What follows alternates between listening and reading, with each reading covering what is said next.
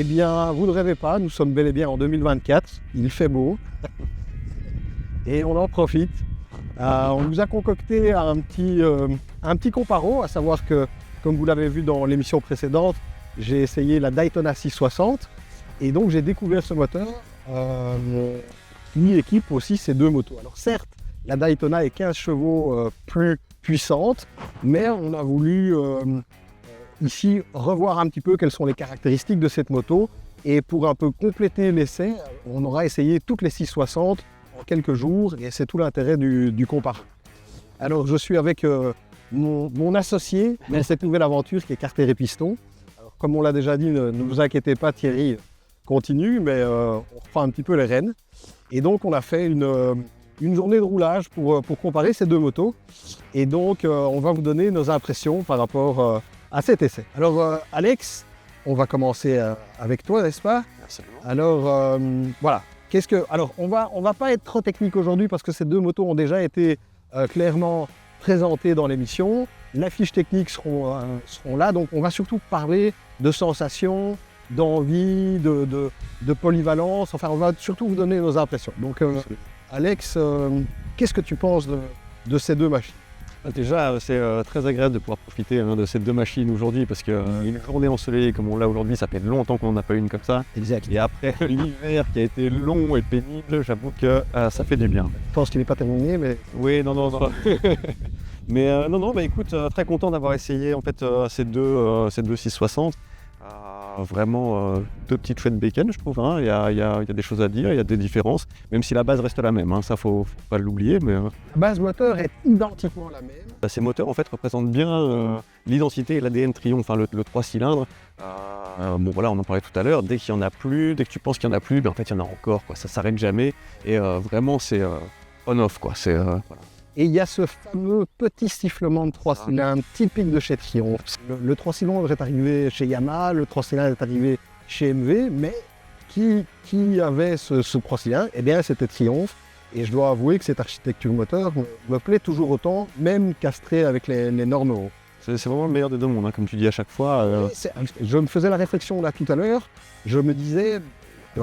Oui, il y a le bicylindre, il y a le 3 cylindres, il y a le 4 cylindres, c'est vraiment des étapes. Et le 3 cylindres reste au milieu. Et oui, il donne le meilleur des deux mondes, si on peut dire ça comme ça. Ouais, même à bas régime. Et ça repart directement. C'est souple, ouais. Ouais, très souple. Bon, au niveau ergonomie, au niveau sensation, toi, bon, qu'est-ce que tu penses? Qu'est-ce que tu as pensé? T'as préféré quoi? Mais c'est difficile, le choix est très difficile en fait. J'avoue que j'aime beaucoup. J'ai un petit coup de cœur pour la Trident, je la trouve très sympa. J'allais dire au niveau ergonomie, au niveau esthétique, elle est très compacte. Pas spécialement l'impression d'être sur une 600 en fait. Non, tu vois, j'ai l'impression d'être vraiment sur quelque chose de beaucoup plus compact. Une plus petite cylindrée, en fait, elle impressionne pas spécialement quand on la voit, mais pour moi, elle a tout d'une grande. Et non, je pense que ça me plaît beaucoup, ce côté roadster. Maintenant, c'est vrai qu'on a fait un peu d'autoroute, on a fait un peu tout ça. C'est vrai que là, ici, il y a très peu de protection. Et je pense que celle-ci s'oriente plus sur un côté urbain, voire périurbain. Ici, vraiment, c'est autre chose. Là, on est sur un confort, il y a vraiment une bonne protection. Il y a, ça répond, voilà. Ça.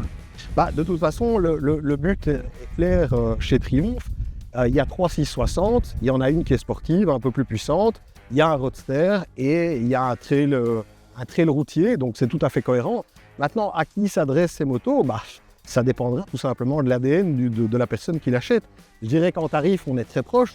C'est surtout que, ici, c'est clairement un roadster. Alors, personnellement, j'aime beaucoup ce côté un peu frais, jeune, avec le fluo et tout ça. Alors, c'est une moto, la Trident, c'est une moto... c'est un roadster, pur roadster, qui est pour moi assez visé pour les gens de petite taille. Enfin, je veux dire que c'est pas très spacieux et je fais 1m72. Ça me va bien. Ouais. Donc voilà, je pense que pour les femmes, entre autres, et les petits comme moi, eh bien, c'est vraiment idéal parce que, alors clairement, si tu fais 1m30, ça va pas le faire.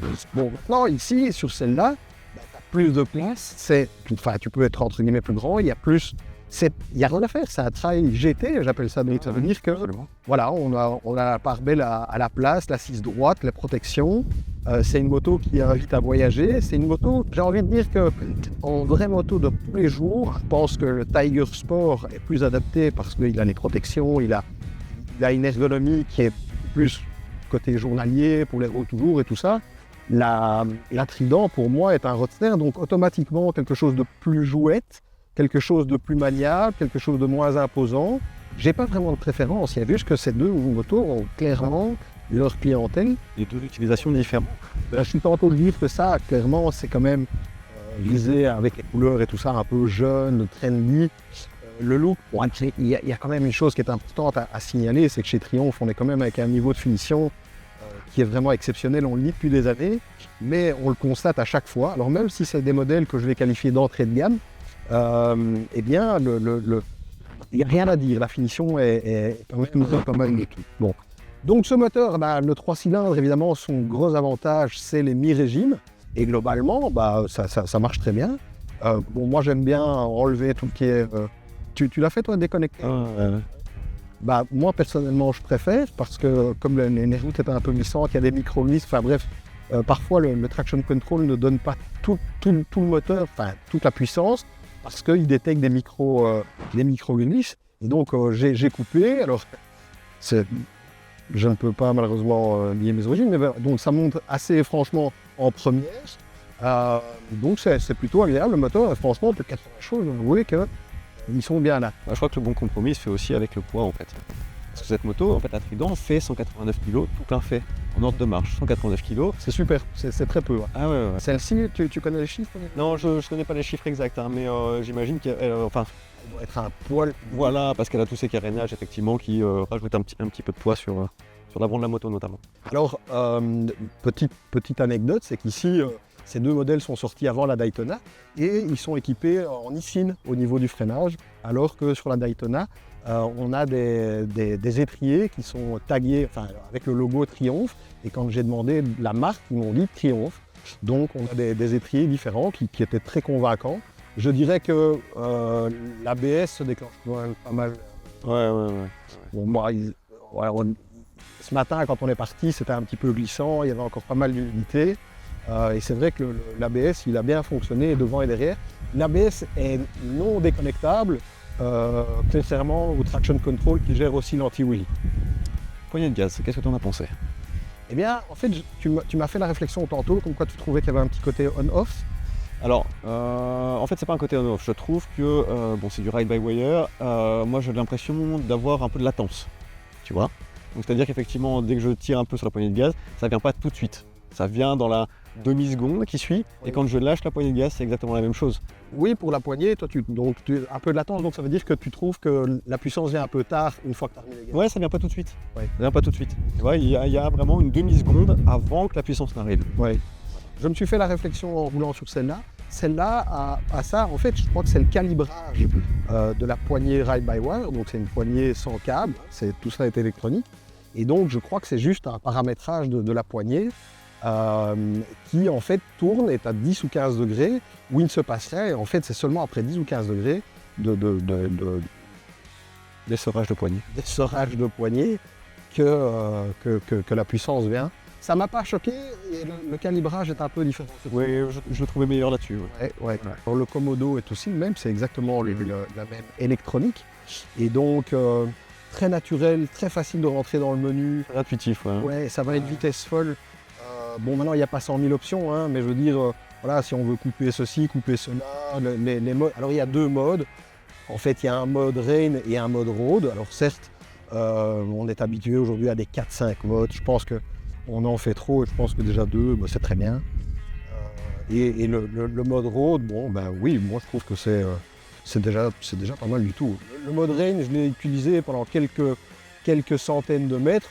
Oui, ça veut dire clairement que la réponse à la poignée est beaucoup plus lente, c'est moins vif. Alors que justement, je trouve que la qualité de ce 3 cylindres, c'est justement sa vivacité. Il prend des tours rapidement, c'est un moteur qui n'a pas beaucoup d'inertie. Et donc, c'est plaisant, c'est un moteur qui réussit. Les motos sont livrées sans quick shifter. C'est en option. Oui, bien sûr, en option. Ouais. Sur la Daytona, c'était aux alentours de 360 €. C'était un peu moins, je suis allé voir ici. Ouais, c'est un peu moins. On est un tout petit peu en dessous des 300 €. Ouais. Enfin voilà, pour 300 €, vous pouvez avoir un quick shifter up and down. Mais bon, j'ai quand même une question pour toi. Pour finir.